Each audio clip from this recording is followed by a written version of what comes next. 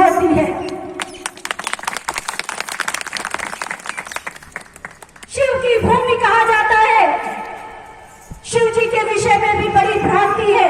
लोग उनको भांग धतूरा चढ़ाते हैं, भांग चढ़ा के भांग का भी सेवन करते हैं, जो कि नशे में आता है, जहर में आता है, और कहते हैं वो तो शिव जी को पसंद है। अरे शिव जी को तो धतूरा भी चढ़ाया जाता है, आप धतूरा भी खा लो।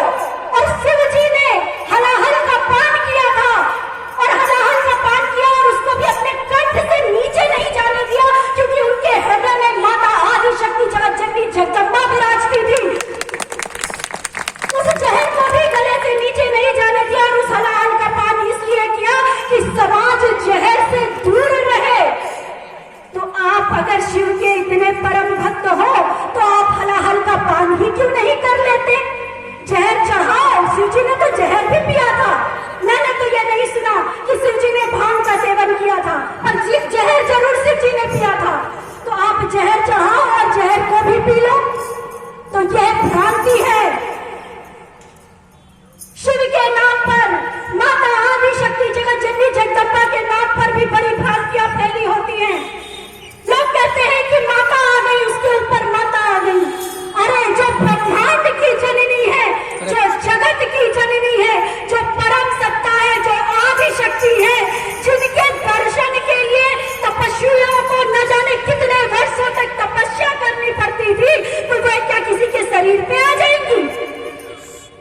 मैं यहाँ से गारंटी के साथ कहती हूँ कि जो लोग इस तरह झूमते हैं और कहते हैं कि देवी आ गई, और हो सकता है कि कुछ चीजें लोगों के बारे में बता भी देते हैं, आप मान के चलिए कि उनके अंदर से वो प्रेत बाधा से, जिनकी बाधा से बाधित होते हैं, और कुछ भी नहीं होता है। और जब वो किसी मंदिर में जाते हैं तो वह ऊर्जा, वह जो प्रेत बाधा से बाधित होते हैं, वह उसको संभाल नहीं पाते, वह शरीर में टिक नहीं पाते और अजीब सी हरकतें करने लगते हैं, अपनी पूरी ताकत दिखा देते हैं, और लोग सोचते हैं अरे यार इतना भारी सामान उठा लिया तो माता ही होंगी। नहीं, यह सिर्फ माँ के नाम पर भ्रांति है। गुरुवन ने हमें यह ज्ञान दिया कि हमें शांत पूर्वक होकर, शांति के साथ बैठकर माता आदि शक्ति जगत जननी जगदम्बा की साधना करनी चाहिए। नशा मुक्त होकर, मांसाहार मुक्त होकर।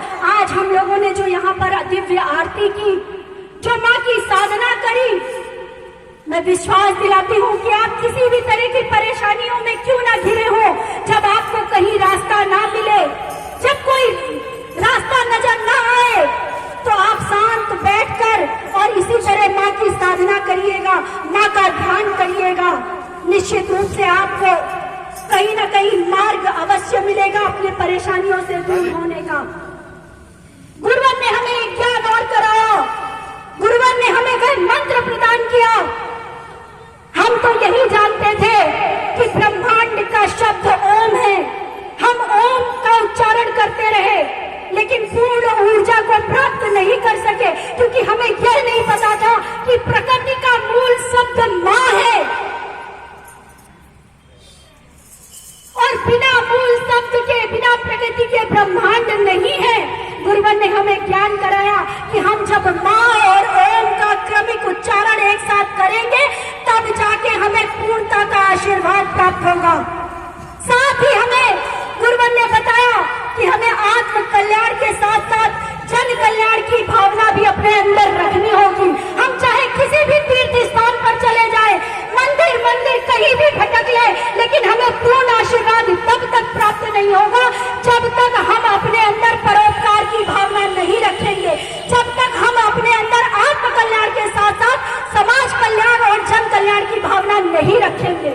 जब यह भावना हमारे अंदर प्रविष्ट होगी, तब जाके हमें कहीं आशीर्वाद प्राप्त होगा। मैं आज भी सचेत करने आई हूँ, बताने आई हूँ। यहाँ पर हम लोग सुनते थे, तलहटी के लोग, नीचे वाले लोग सुनते थे कि जब कोई बीमार पड़ता था तो कहा जाता था कि अरे पहाड़ों में चले जाओ, आपकी उम्र बढ़ जाएगी, पहाड़ों में चले जाओ, आपका स्वास्थ्य अच्छा हो जाएगा। बड़े पवित्र झरने हैं वहां पर, पेड़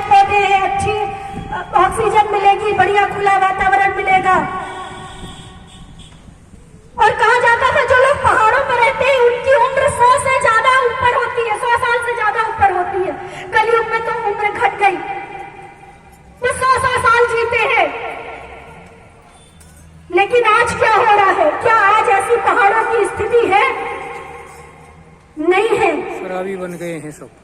और कारण यह है कि आज वह शराब रूपी जहर, वह नशा सिर्फ शराब का ही नहीं, न जाने और कौन कौन से नशे वो हमारे देवभूमि तक आ चुके हैं। हमारे युवाओं को भटकाने का प्रयास कर रहे हैं। हमारा युवा नशे में ग्रसित होता जा रहा है, और अगर हमारा युवा नशे में ग्रसित हो गया तो आप ये मान के चलो कि हमारे आने वाली पीढ़ी नपुंसक होती चली जाएगी। जिनके घरों में नशा होगा उनके घरों में कभी भी शांति नहीं होगी। अच्छी संतानें, संस्कारवान संतानें जन्म नहीं लेंगी। उनके घर में जन्म लेने वाली संतानें डरपोक पैदा होंगी, नपुंसक पैदा होंगी, और फिर वे कभी भी अपने धर्म की रक्षा नहीं कर पाएंगी, अपनी रक्षा नहीं कर पाएंगी, अपने परिवार की रक्षा नहीं कर पाएंगी।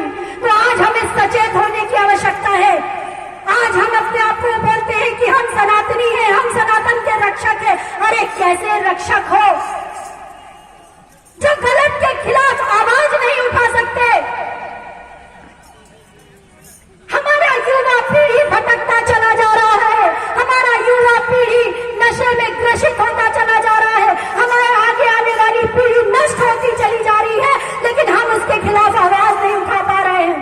बहुत से परिवार होंगे जो ये सोचते होंगे कि अरे मैं तो नशा मुक्त हूँ, मुझे आवश्यकता क्या है नशे के खिलाफ आवाज उठाने की? मेरे परिवार में मेरा बच्चा तो सुरक्षित है, मुझे आवश्यकता क्या है? तो आप एक सामाजिक प्राणी हो, यह ज्ञान आप भूल गए।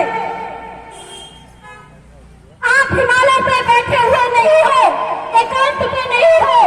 आपका बच्चा कल को घर से बाहर निकलेगा, समाज में जाएगा, और पता नहीं किसकी कैसी संगत हो जाए कि वह भी नशे में ग्रसित हो जाएगा। तो यह सोचना बेकार है कि हम सुरक्षित हैं।